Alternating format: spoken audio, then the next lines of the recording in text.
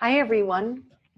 Today I'm going to read you this story called I Am Perfectly Designed. It's about a dad and his little boy.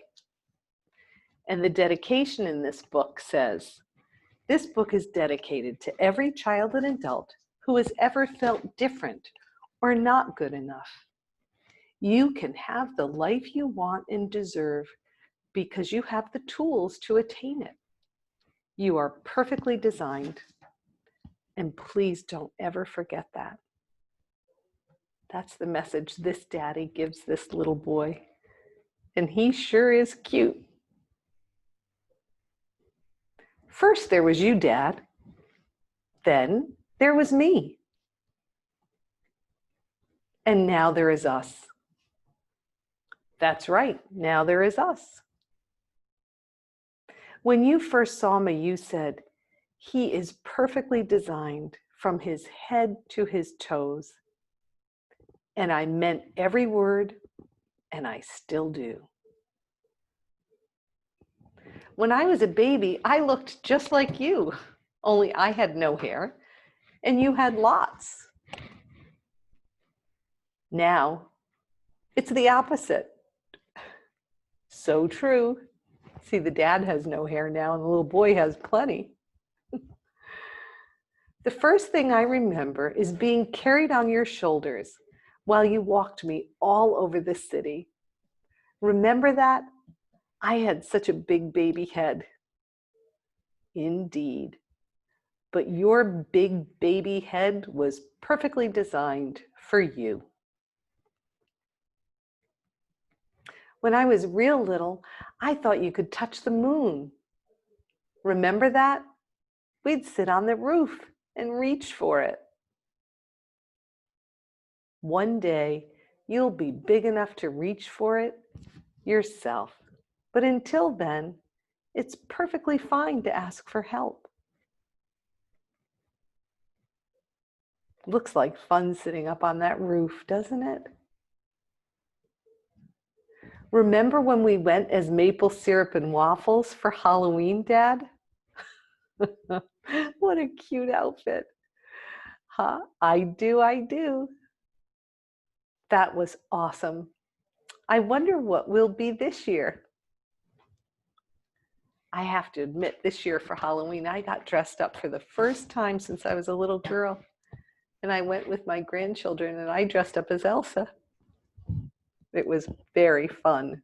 So I know why this dad dressed up as maple syrup to go with his little waffle. Sometimes as a grown-up, it's fun to act like a kid. When I run in the park and jump in the park and climb trees in the park and pretend I'm a statue in the park, you remind me I'm perfectly designed to explore the world. You are, and you always will be. Looks like they're looking up at the clouds. I love doing that too. Sometimes, Dad, when I get mad or sad or confused, you wrap me in your arms. I like that. Me too. And I remind you that you are perfectly designed and wonderful, no matter what you're feeling. Dad, when I grow up and leave home, will you miss me? Yes, very much. Will you into my room and play with my race cars and stuffed animals? You know I will. Will you sit on the fire escape and feed the pigeons like we do in the summer? The pigeons and the sparrows. Will you remember our favorite movies? Our favorite moves. Oh, they're dancing. I will, and I'll invent some new ones too. Those kids dancing in the street look very talented. Dad, will you always think of me? Always. You know what, Dad? What? I will always remember walking through the city and sitting on your shoulders. And maybe when you're older and I'm taller, I can carry you on mine because we are perfectly designed for each other. That's right. The end. What a beautiful story. Want me to read you the little part in the back that was written by the son? It says, "Dear reader, it's always been a dream of mine to write a story inspired by the many lessons my father taught me. When I was growing up, anytime I felt fear or uncertainty, my father would remind me that I was perfectly designed. Knowing that at an early age really instilled self-love and confidence in me, which had been hard to find on my own. Now that I'm older, it's easier to walk with my head held up proudly. My father and I felt it was only right to give this message to you.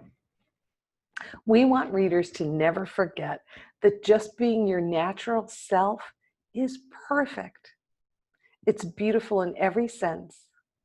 We know how hard it is to think otherwise, but you can stop telling yourself this until you feel it. Like everything in life, it takes some time, but with repetition, you'll learn to walk with your head held higher than the Eiffel Tower." That's exactly right, says the dad. So the lesson in this book is you are perfectly designed. I love it. And I love seeing the real life picture of the dad and his son there. It's terrific. Hope you guys enjoyed this story and learned a great lesson from it.